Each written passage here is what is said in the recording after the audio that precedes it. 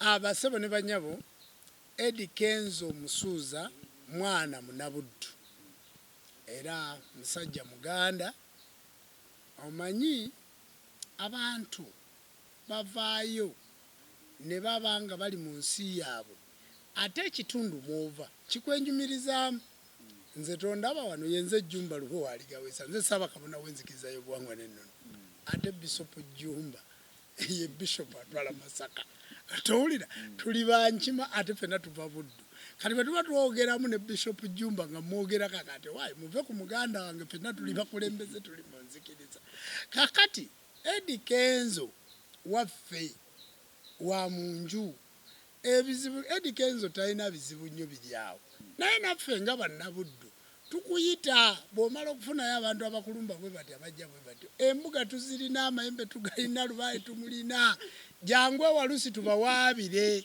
tokoowana bantu tubawaabire tubatereke endiga abo bakuveeko bawummule era ssebe ekigenda okubeera ewalusi kinene Eddy Kenzo Musuuza naffe totuboola naffe jangu otukubiremu omuziki ku lusozi walusi ate twongere okwanjuluza ensonga era nkukoowoola mu nteekateeka ez'obuwangwa n'ennono jangu ewalusi tewali buzibu n'omulundi n'ogumu naffe tuli bantu abayimbi mwenna naffe tuli bantu mugjeeko ku bivulu byaffe ate ewaffe gye mujja amaanyi n'obuyinza naye sebo bwe tutuuka okubayita ne muteekawo obukwakkulizo ne muteekawo bino ne mujja naffe mutuyimbiremu ekintu tukikole ate ekintu bwe tukikola kikwatayo badde nsaba muyimbe ne ku nnyimba ez'obuwangwa n'ennono kuba emisambo mugimanyi ne lubaale mugimanyi ate gwe towulira bagamba Eddy Kenzo amyuka amaaso simanyi alina luminati simanyi yagenda mu nnyanja Eddy Kenzo tawasa nanti alina amaanyi bwe gati ye ne bwe yasala ebigooli amaanyi agalina gabajjajjaabe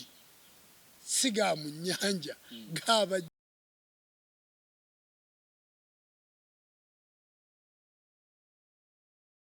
muyimbi Eddy Kenzo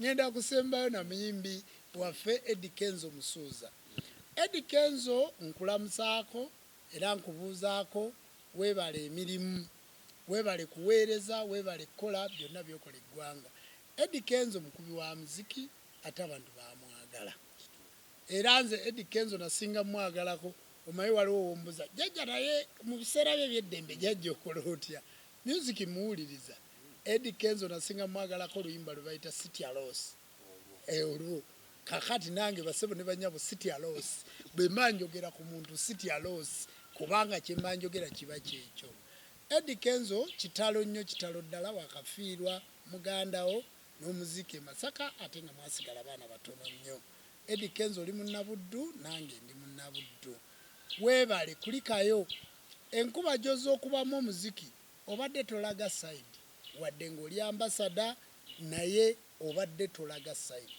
nti Eddy Kenzo tosobola kuleeta muntu yenna n'agamba nti Eddy Kenzo yali yeetabyeko mu byobufuzi Eddy Kenzo abadde ku muziki gwe nga gwakuba wadde mu abantu abali mukiraba bulala mugenda ne mutunula gundi gavumenti toyinawo osobola kugyewalira bassebo ne banyabo nange akola nammwe bano abantu b'endagula ba gavumenti enguudo z'empitako za gavumenti eggwanga lyendimu lirimu omukulembeze alikulembera era nkolera wansi w'amateeka ga Uganda bassebo ne banyabo kati muleke kulowoozesa bantu nga mubalowoozesa nti omuntu ekintu kyakoze bannabyabufuzi Honorable Nabbanja Prime Minister bwe yajja mu bukulembeze buno tikimuggyako mikwano gye tolowooza nti buli kyakola akola kya movement oba kya gavumenti Honorable Nabbanja alina privacy ze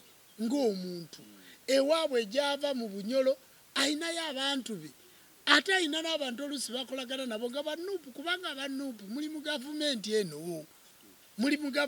eno oba wa DP oli mu gavumenti eno oba NRM oli mu gavumenti eno President Museveni bwe yamala okukwata bendera yagikwata asitule mu ggwanga abamwagala n'abatamwagala bonna pulezidenti waabwe tayinza kukola luguudo ndi luno luyitako NRM luno lwa nuupu omunnyu bwe tuba tugugula mutwalo ffenna tumenyekera wamu sukaali bwe tuba tumugula mutwalo buli ekijja mu ggwanga kitunyigira wamu.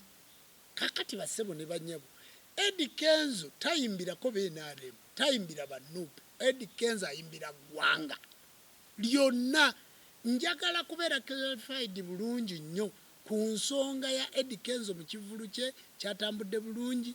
Minisita Kasolo nakulabye, mwebale kumuwagira. Nabbanja nakulabye, jjajjaffe Kiwanda Suubi nakulabye, kubanga Kiwanda yamuwa obwambasada. N'abantu mwenna bannabyabufuzi nabalabye, n'abaana ba Nuupu mwenna nabalabye, kubanga nze ebyobufuzi tibiina we biteŋŋana. Ebyobufuzi toyinza byawula n'ekereziya, toyinza byawula na kkanisa, tosobola byawula na muzikiti. Ebyobufuzi tosobola byawula na ssabo. Tulinayo abantu baffe betulagula abatali mu gavumenti eno gye bali. Kakati bassebo ne bannyabo, Eddy Kenzo bwe yagenze, kati mwabadda ku social media ne mumuvuma, yalaze sayidi, kati yakoze bw'ati. N'abakulembera gavumenti eno nabo mu ggwanga mwebali. Nammwe abanupu mwine emirembe gyammwe, n'aba NRM balina emirembe gyammwe. Ate jjukira ye ruling party. Ekyo timukyerabira. Kakati yo bwegezaako bazonto bwe babawadde, bwe bakubye ekivulu kyabwe tebakikubye ne bakimaliriza bulungi, tebabawadde lukusa.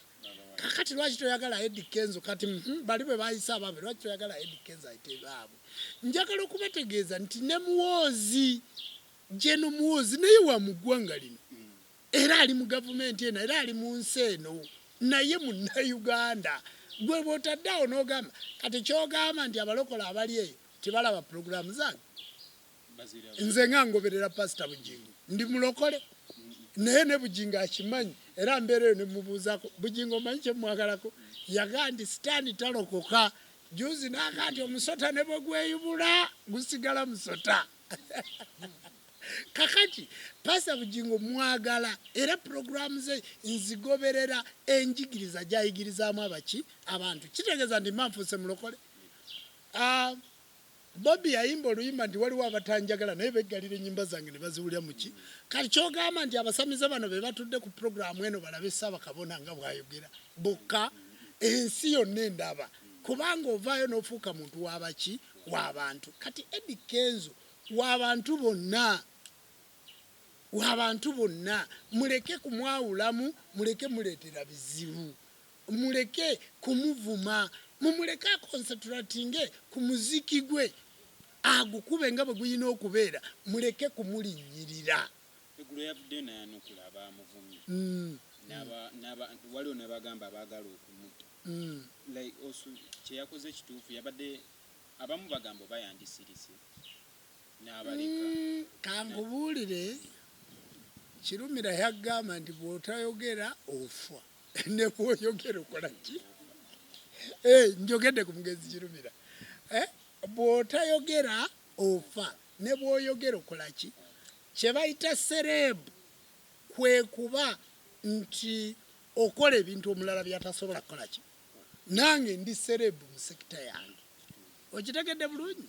Kati Eddy Kenzo okuvaayo n'ayogera, aba ayina okwanukula bafaanizi be, kubanga bwe bamuvuma nnumwa, kakati gwe tolanga nange nnumiddwa, kubanga faani wange. Kakati bwe abali balumwa naye n'alumwa, kakati aba ayina okuvaayo alage oludda lwe. Yabadde mutuufu okwogera, talina kusirika, kubanga bw'asirika abantu bano bagenda kufuna ekizibu bagayo, oba yabadde mutuufu oba teyabadde mutuufu.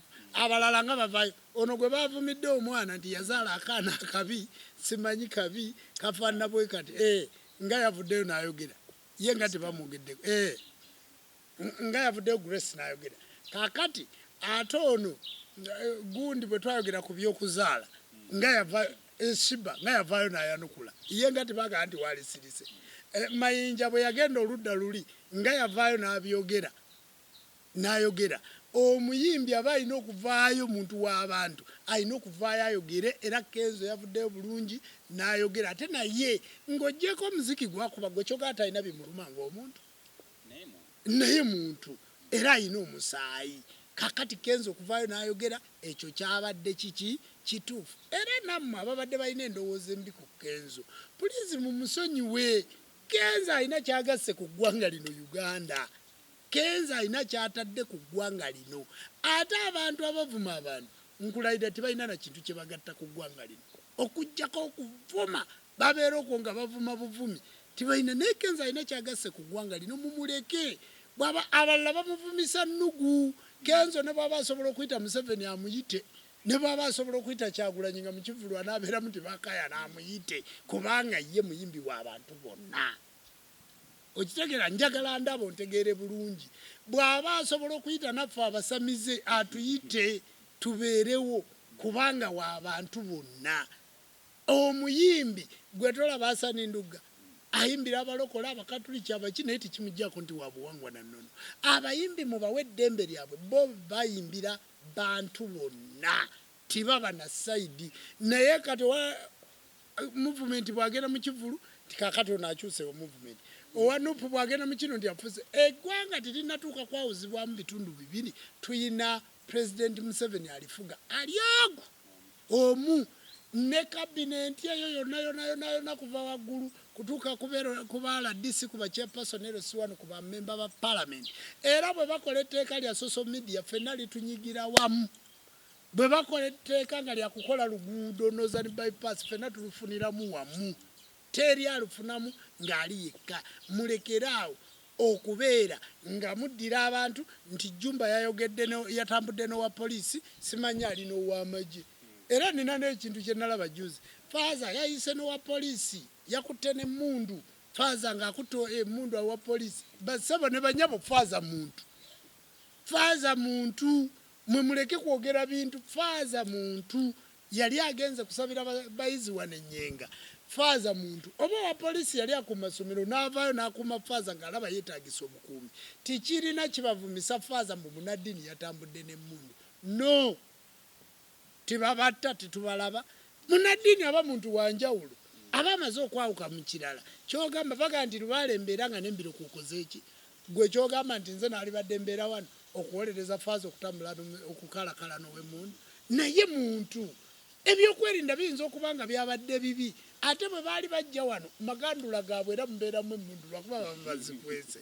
Kakati bannayuganda muleme kubeera bafala. Eno ensi ekula etambula na mulembe. Gwe bebatta tobawulira. Kati bw'abanga chance awo yafuna amukuuma nga waliwo gwe beekengedde. Gwe wa social media n'okuba n'owanika n'oswaza. Ebintu ebyo si bituufu. Lwakuba tetukyalina bantu basobola kwogerera ggwanga lyaffe. Abantu bonna boogera bintu bya kisiru. Bassebo ne bannyabo njagala okubategeeza nsembezaayo kitundu kya Kenzo. Kenzo opiniyoni yange mumuleke akole byakola. Akole byayagala. Ayite abantu be bonna. Kubanga kati kye munoonya kwe kutta ebivulu bya Kenzo. Kati gye mulaga. Muli mu kuyingirira kati bizinesi za Kenzo. Mwagala kumuttira kati abeere nga takyalina kintu kyakola. Naye Kenzo bw'akola ebivulu ajjanjaba abaana, awa abaana emirimu, yajjanjaba abakazi ba feresitula, akola ebintu abaana basikoserozi. Kenzo abadde ayamba ku ggwanga lino ki? Uganda. Bassebo ne bannyabo timutta music wa Kenzo.